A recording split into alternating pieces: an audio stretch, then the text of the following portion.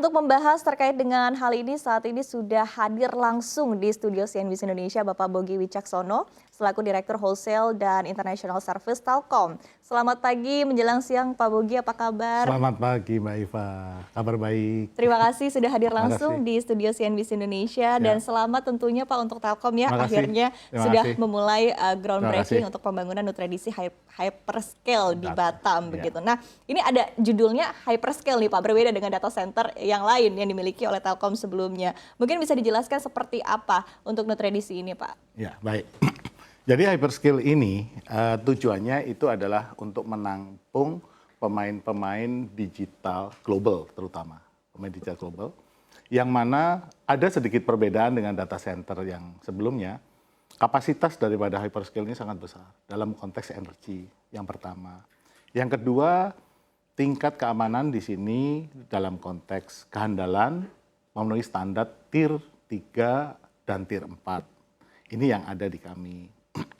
Berikutnya, hyperscale ini juga merupakan bagian dari infrastruktur data center besar Telkom, baik yang ada di internasional, dalam hal ini ada di Singapura, di Hong Kong, dan di negara lain, dan juga merupakan bagian dari infrastruktur data center hyperscale yang ada sekarang ini di Cikarang.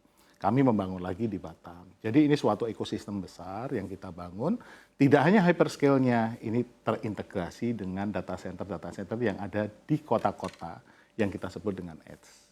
Kira-kira itu. Oke, baik. Kemudian ini juga yang menarik adalah melihat ini ada kerjasama juga dengan Singtel dan juga Medco Power. Mungkin bisa dijelaskan lebih lanjut ini terkait dengan kerjasamanya. Karena yang satu disebutkan juga untuk pembangunan energi dari Medco sendiri. Seperti apa ini Pak? Jadi gini, data center itu kunci keberhasilannya. Itu yang pertama itu adalah tingkat efisiensi dalam penggunaan energi. Semakin ke depan, semakin tinggi kemampuan untuk computing daripada suatu penghuni data center, dalam hal ini ada pemain digital, membutuhkan energi yang sangat besar. Maka energi di sini dibutuhkan dalam konteks adalah bagaimana energi itu efisien. Karena jumlahnya besar. Nah, dalam konteks energi yang besar ini tentunya pemain-pemain digital itu menginginkan energi ini adalah energi yang hijau, yang green gitu. Itu yang pertama. Yang kedua adalah tadi ditanyakan mengenai Medco. Bagaimana ini Medco ada di sini? Kami di sini melihat bahwasanya di Batam ini sumber gas utama itu dimiliki oleh Medco. Oke. Ya, sehingga kami ajak untuk bareng-bareng mengembangkan ekosistem digital Indonesia di Batam. Kenapa kita ajak? Karena selama ini kompetitor-kompetitor yang ada di luar negeri selalu menggaung-gaungkan green energy, data center yang ramah lingkungan. Gitu. Kami membuktikan ke dalam di komunitas internasional bahwasanya Indonesia bisa loh. Indonesia itu ada potensi gas yang besar di titik hub Asia Tenggara, Asia, yakni Singapura, di dekat Singapura ada. Dan di sini maka kami mengajak Medco untuk bekerja sama dengan kita dan tentunya nanti pada saat distribusi kita juga dengan PLN.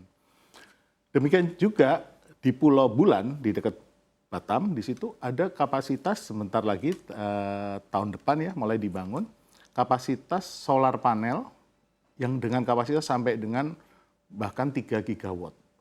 Nah, ini menjadi komplit. Kita ada sumber energi terbarukan, solar, which is itu dekat dengan Batam, yang punya Medco juga. Kita ada sumber gas yang bisa dikonversi sebagai tenaga listrik biru. Nah, sehingga ini menaikkan daya saing kita. Kita jadi dilirik sekarang. Ya.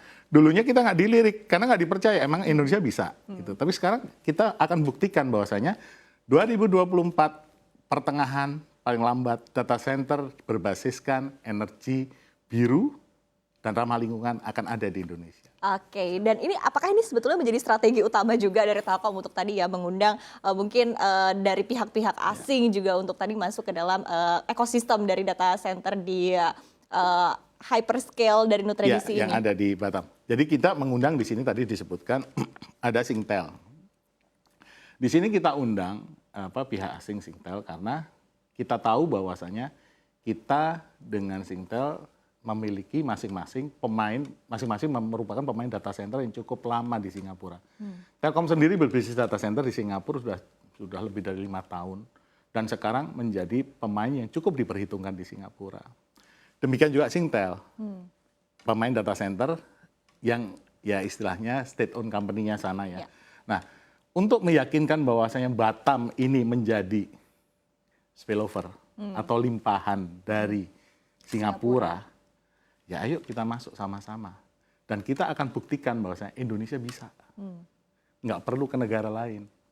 Oke, baik. Kalau kita lihat dari pasar begitu kan tadi berkali-kali juga Pak Bogi menyebutkan bahwa sebetulnya pasar di Indonesia itu begitu besar begitu, dan di satu sisi juga sebetulnya Telkom sudah menguasai untuk pasar data center ini sekitar 25 hingga 30% begitu. Nah, dengan adanya nutradisi hyperscale ini sendiri, seberapa besar persentase untuk Telkom bisa menguasai pangsa pasar data center di Indonesia? Jadi kita predik ya, tahun 2030 nanti di Indonesia itu minimal dibutuhkan 1.200 megawatt atau 1,2 gigawatt lah, 1 gigawatt. Ini kapasitas yang sangat besar sekali. Pertanyaannya adalah kenapa sebesar itu? Kita mendapat keuntungan dari demografi sebenarnya. Demografi itu penduduknya banyak, semakin banyak penduduk yang digital literasinya juga meningkat gitu, sehingga konsumsi data itu sangat tinggi. Nah, dari situ maka kita melihat bahwasanya Telkom harusnya bisa menjadi bagian dari pemain dominan di situ. Kita nggak ngomong kita akan ambil semua ya, karena mustahil itu. Karena dalam ekosistem digital selalu berbagi-bagi karena untuk resiliensi.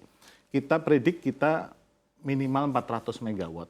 Dari kue sekitar 1.100, 1.200 megawatt itu akan kita ambil nanti di 2020.